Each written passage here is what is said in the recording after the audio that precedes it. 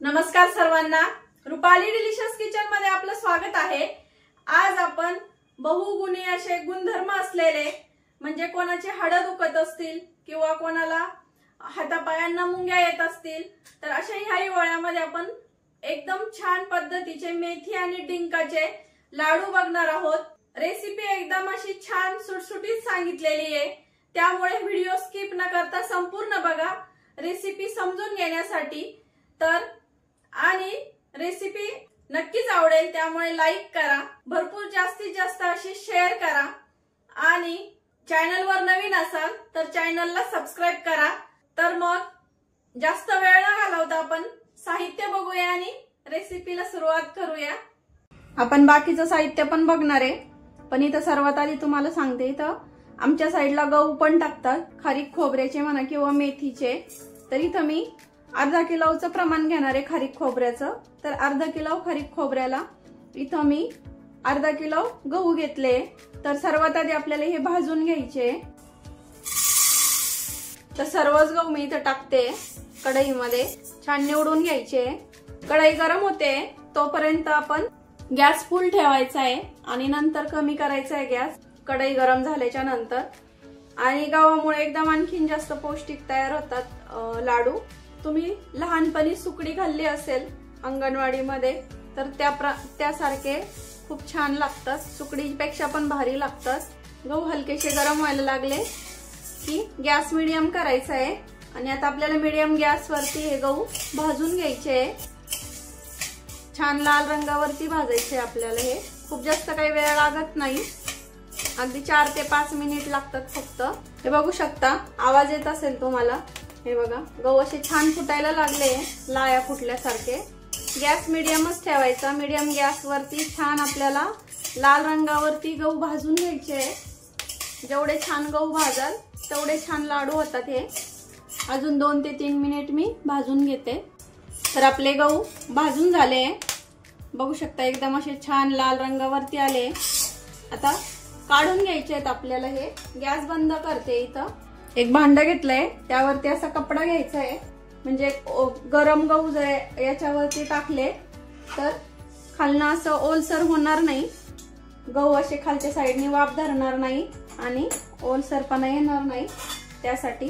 तर गहू थंड करायचे आणि गिरणीतून दळून आणायचे आपल्याला। हे बारीक रवा असतो ना त्यापेक्षा किंचितसे थोडेसे आणखीन बारीक दळून आणायचे, म्हणजे बाजरीच्या पिठापेक्षा थोडंसं जाड आणि बारीक रव्यापेक्षा थोडंसं बारीक असं या पद्धतीमध्ये आपल्याला हे दळून आणायचे।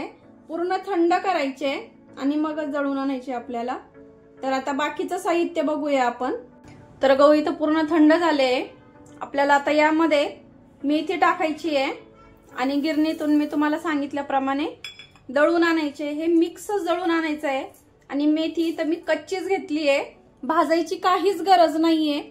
भाजली नाही तरी छान होतात, एकदम झटपट होणारे म्हणजे कमी वेळेत होणारे हे लाडू आहे, त्यामुळे व्हिडिओ स्किप न करता संपूर्ण बघा। आणि आता हे मी छान असे तुम्हाला सांगितल्याप्रमाणे दळून आणते गिरणीतनं, किंवा तुम्ही मिक्सरला पण बारीक करू शकता, पण मिक्सरपेक्षा गिरणीतनं पटकन होतात। किंवा तुम्ही खूप जास्त प्रमाणात करत असाल तर मिक्सरपेक्षा गिरणीतनं आणलेलं कधी पण चांगलं। आणि इथं मी मेथी सांगायला विसरले, तर इथं मेथी 100 ग्रॅम घेतलेली आहे। अर्धा किलो गव्हासाठी 100 ग्रॅम मेथी एकदम बरोबर होते, एकदम प्रमाण बरोबर होतं, खूप जास्त कडू नाही होत त्यामुळे लाडू। आणि मोठी माणसं काय छोटी मुलं पण आवडीने खातात हे असे मेथीचे लाडू। तर आपण मेथी आणि डिंकाचे लाडू करणार आहे, त्यासाठीचं साहित्य बघूया। इथं अर्धा किलो खोबरं घेतलंय आपण, हे अर्धा किलोच्या प्रमाणात बघणार आहे सगळं। आणि यापासून आपल्याला पूर्ण 3 किलो लाडू तयार होतात। तर अर्धा किलो खोबरं, अर्धा किलो खारीक पावडर आणि तुम्हाला आधी दाखवल्याप्रमाणे आपण जे गहू दळून आणले आणि गव्हामध्ये 100 ग्रॅम आपण इथं मेथी टाकली आहे, त्याचा असं रवाळास आपण पीठ दळून आणलेलं आहे। अर्धा किलो खारीक खोबऱ्यासाठी आपल्याला इथं अर्धा किलो गहू घ्यायचे आहेत आणि आणखीन छान चव येते। डायरेक्ट असे गव्हाचं पीठ घेण्यापेक्षा गहू दळून आणले आणि त्याचं पीठ करून आणलं का त्याची चव एकदम मस्त लागते। तुम्ही असं ट्राय करून बघा। आणि आपण 1 किलो गुळ घेतला इथं। गुळ थोडासा तुम्ही कमी अधिक करू शकता, पण गव्हाचं पीठ अर्धा किलो घेतलंय, म्हणजे गहू अर्धा किलो दळून आणले, त्यामुळे त्याला 1 किलो गुळ एकदम परफेक्ट होतो चवीला। एकदम असं खूप जास्त गोड होत नाही किंवा खूप जास्त कमी गोड होत नाही। तर आपण हे झालं असं खारीक खोबरं आणि गुळ पिठाचं प्रमाण। आता आपण ड्रायफ्रूटचं आणि तेलाचं प्रमाण बघूया। तर आपण इथं तेल पण अर्धाच किलो घ्यायचंय। अर्धा किलो तेल एकदम बरोबर होतं, खूप जास्त तेलकट असे लाडू तयार होत नाही। आणि मी इथं करडईचं तेल घेते, तुम्ही तेलाऐवजी इथं तुपाचा वापर करू शकता। काजू घेतले 100 ग्रॅम, 100 ग्रॅम बदाम, 100 ग्रॅम अक्रोड, 100 ग्रॅम गोडंबी आणि 100 ग्रॅम आपल्याला इथं डिंक घ्यायचा आहे। सगळे 100-100 ग्रॅम मध्ये मी घेतलंय। पूर्ण असे लाडू तयार झाले, पूर्ण तयार झाले की 3 किलो प्रमाणामध्ये आपले लाडू तयार होतात। तर आता सर्वात आधी आपल्याला डिंक छान तळून घ्यायचा आहे। हा डिंक मी छान उन्हामध्ये सुकून घेतलाय, म्हणजे छान असा फुलतो। आणि आपण कुठलेही साहित्य असं भाजून घेतलेलं नाही, फक्त गहू भाजून घेतले आणि आपल्याला डिंक तळून घ्यायचं आहे। बाकी सगळं साहित्य आहे तसंच घ्यायचंय। आता आपण पहिला आधी डिंक तळून घेऊया। आता इथं कढईमध्ये तेल गरम करायला ठेवलंय आपण। तेल गरम होऊ द्यायचंय छान कडकडीत असं। तर तेल गरम झालंय का बघूया। डिंकाचा एक खडा टाकून बघायचा। तेल एकदम छान गरम होऊ द्यायचंय। आणि डिंक तळण्यासाठी पण मी इथं कढईचंच तेल घेतलंय, तुम्ही इथं तूप घेऊ शकता। अजून थोडंसं गरम व्हायला पाहिजे आपलं तेल। डिंक अजिबात असा कडक ठेवायचा नाहीये आपल्याला, पूर्ण तो तळ्यात गेला पाहिजे। तर तेल आपलं छान गरम झालंय, तर डिंक टाकून घेऊया। हे बघा टाकलं असं छान फुलला की काढून घ्यायचं आहे लगेच। आता सर्व डिंक मी असंच तळून घेते। तर हे बघा सर्व डिंक असं तळून घेतलाय। आता आपल्याला याला थंड होऊ द्यायचं आहे आणि बारीक करायचं आहे। तोपर्यंत आपण बाकीचे ड्रायफ्रूट आहे ना ते बारीक करून घेऊया। तर आपण इथं असे बदाम घेतले, हे ओबडधोबड असे आपल्याला बारीक करायचे, खूप जास्त बारीक नाही करायचे। किंवा तुम्ही इथं कट करून पण घेऊ शकता बदाम। ओबडधोबड असे बदाम आपण इथं मिक्सर मधनं काढून घेतले। तर काजू पण आपल्याला बदाम सारखे ओबडधोबड करायचे बारीक। काजू पण आपण असे काढलेत, ओबडधोबड बारीक केलेत। आता अक्रोड पण तसेच करायचे आहेत, ओबडधोबड असे बारीक। अक्रोड पण बारीक करून झाले या पद्धतीने। आता आपण इथं गोडंबी पण अशीच करायची आहे बारीक। तर आपलं सर्व साहित्य इथं बारीक करून झालंय। गोडंबी पण अशीच बारीक करून घेतली आहे। गोडंबी थोडी जास्त बारीक केली तरी काही हरकत नाहीये। काजू बदाम आणि अक्रोड थोडेसे मोठे मोठे करायचे, म्हणजे छान लागतात। आता डिंक बारीक करायचंय आपल्याला। डिंक एकदम आपल्याला बारीक वाटून घ्यायचा आहे मिक्सरला, अजिबात जाड ठेवायचा नाहीये। तर हे बघा डिंक पण आपण बारीक करून घेऊया। तर हे बघू शकता डिंक एकदम असं बारीक आपला वाटून झालाय इथं। आता पुढची तयारी बघूया। सर्वात आधी तर आपल्याला तेल गरम करायला ठेवायचं आहे आणि गॅस कमी ठेवायचा, म्हणजे बाकीची तयारी होईपर्यंत तेल पण छान गरम होतं आणि असं खूप जास्त धूर निघत नाही आणि तेलाचा वास येत नाही। तेल असो किंवा तूप हे थोडंसं मध्यम असं गॅसवरच गरम करायचं लाडू करताना। ही एक टिप समजा तुमच्यासाठी। तर एक मोठं घमिलं घेतलंय मी इथं, म्हणजे मोठं भांड घ्या कुठलं असेल तुमच्याकडे, ते पातीलं घ्या किंवा काही। तर आपण जे साहित्य घेतलंय ते सर्व साहित्य आपल्याला टाकून घ्यायचंय। खोबरं, खारीक, मोठं भांड कशासाठी घ्यायचं, जेणेकरून आपल्याला मिक्स करायला पटकन मिक्स करता येईल।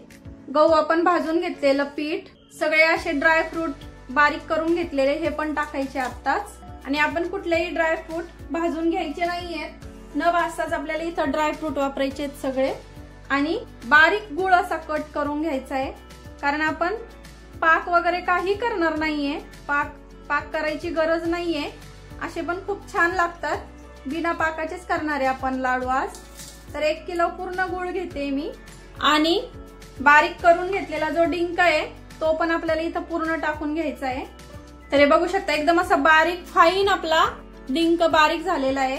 हा सगळं टाकून घ्यायचा आहे इथं। तर सर्व साहित्य आपलं या भांड्यामध्ये टाकून झालंय। आता आपल्याला हे सर्व गुळ आणि सर्व साहित्य एकत्र तयार असं म्हणजे एकजीव तयार करायचं आहे हाताने चोळून, असं या पद्धतीने।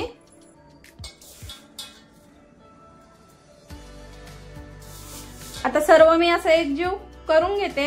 असं हातावरती चोळून करायचंय, खूप काही जास्त वेळ लागत नाही, 10 ते 15 मिनिटात होऊन जातं। पाक न करता जर लाडू जर केले ना तर खूप छान लागतात, चविष्ट लागतात आणि गुळ पण थोडासा कमी लागतो, म्हणजे खूप जास्त असे गोड गोड नाही लागत। तर आता या पद्धतीने हे बघा असे आपल्याला तयार करून घ्यायचे, एकदम सगळं मिश्रण असं या पद्धतीने तयार करायचंय आपल्याला। तर बघू शकता अगदी 10 मिनिटातच हे मिक्स झाले छान। गुळ एकदम बारीक कट करायचा, म्हणजे गुळ बारीक केल्यामुळं मिक्स करायला खूप जास्त वेळ नाही लागत। हे बघा असा मुटका तयार होतो, सगळं मिक्स छान झालं का। आता तेल पण छान गरम झालंय, खूप धूर निघेपर्यंत आपल्याला तेल गरम करायचं नाहीये, फक्त एकदम असं थोडंसं कडक झालं पाहिजे तेल। आता तेल पण गरम झालंय, आता टाकून घेऊया। तर मी इथं पूर्ण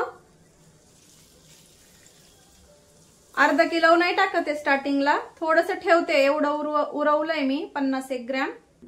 तेल गरम असतं त्यामुळे लगेच हात टाकू नका पिठामध्ये, आधी आपल्याला उलटण्याच्या साहाय्याने मिक्स करून घ्यायचंय हे सर्व मिश्रण। तुम्हाला तेल थोडंसं कमी वाटलं तर थोडंसं आणखीन टाकून घेऊ शकता, काही अडचण नाहीये। आपण असं संपूर्ण तेल इथं टाकणार आहे। आता गरम आहे तोपर्यंतच अंदाज बघायचा। पूर्ण अर्धा किलो टाकते मी, अर्धा किलोच्या साहित्याला बरोबर अर्धा किलो तेल बरोबर होतं, एकदम परफेक्ट। मी कायम असेच करते। आता हे छान मिक्स करायचंय आपल्याला। तुम्ही साहित्य भाजून न घेता असे पण करून बघा, खूप छान होतात। कारण आम्ही पहिल्यापासून म्हणजे लहानपणापासून माझी आई आणि ते असेच करायचे, तर पहिल्यापासून मी असेच करते, तर छान लागतात असे पण। थोडासा अंदाज बघायचा, थोडंसं गार वाटलं की आता आपण हाताने मिक्स करून घेऊया। हे बघा अजिबात असं कोमट लागतंय। आता हे सर्व आपल्याला असंच आधी केलंय तसंच सगळं मिक्स करून घ्यायचंय छान तेलामध्ये, आणि कुठंच गुळाच्या गाठी वगैरे दिसत नाहीये, आणि कडू पण अजिबात होत नाही। मेथी भाजून नाही टाकलीये तरी पण अजिबात कडू लागत नाही हे लाडू। कुठलाही पदार्थ असू दे त्याचा थोडासा गुणधर्म त्याला असतोच, अजिबात कडू नाही म्हणणार, अगदी खूप कमी लागतात म्हणजे। आता हे सर्व साहित्य मी मिक्स करून घेते। हे बघा 5 मिनिट लागले मला सर्व साहित्य सगळं एकजीव करण्यासाठी। आता आपल्याला हे असं गरम आहे तोपर्यंतच असं दाबून ठेवायचं, म्हणजे शेवटचा लाडू बांधेपर्यंत आपला लाडू फुटत नाही किंवा छान पटकन बांधल्याच जातो। ही पण एक तुम्हाला टिप सांगते। किंवा झाकून ठेवायचं एखाद्या पातेल्यामध्ये आणि थोडं घेऊन लाडू बांधायचे। हे बघा असं दाबून ठेवायचं, म्हणजे अजिबात मिश्रण थंड होत नाही। आणि आता लागेल तसं आपल्याला एका साइडनी लाडू बांधून घ्यायचा आहे। हे बघा अगदी अलगद आपला लाडू बांधल्याच जातोय, खूप जास्त असे काही कष्ट घ्यायला लागत नाहीये, आणि अजिबात असं तेलकट वगैरे काही झालं नाहीये। एकदम परफेक्ट प्रमाणे तेलाचं आणि खारीक खोबरं गव्हाचं। हे बघा मस्त असा गोल गरगरीत आपण लाडू इथं तयार करून घेतलाय। तर सर्व लाडू मी याच पद्धतीने करून घेते। आता लाडू असा खूप जास्त मोठा बांधला की संपत नाही, त्यामुळे असं मध्यम आकाराचे आपण लाडू इथं बांधून घेऊया। हे बघा एकदम छान दिसतोय, आणि एक तोडून पण दाखवते तुम्हाला। हे बघा एकदम असे छान नरम झाले, मऊ। आता सर्व मी लाडू असेच करून घेते तयार। तर आपले इथं लाडू बांधून सगळे तयार आहे, आणि खूप कमी असे लाडू तयार होतात हे। तर मग रेसिपी तर आवडलीच असेल, खूप जास्त काही अवघड नाहीये, तर मग लाईक करा आणि असे मस्त छान लाडू करून बघा, आणि मला कमेंट मध्ये सांगा तुमचे पण छान असेच लाडू झालेत का छान छान, आणि या थंडीमध्ये नक्की करून बघा।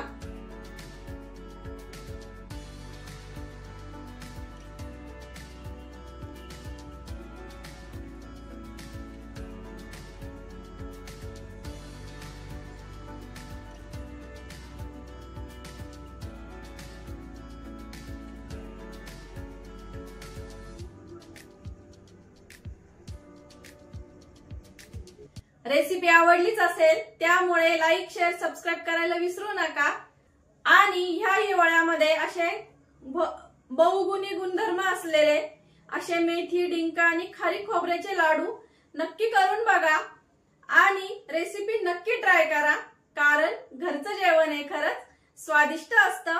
अशाच नवीन छान छान रेसिपींसोबत पुन्हा भेटूया। तोपर्यंत असे छान छान हिवाळ्यामध्ये लाडू बनवा, ह्या हिवाळ्यामध्ये असे छान छान लाडू बनवा। तोपर्यंत पुढची रेसिपी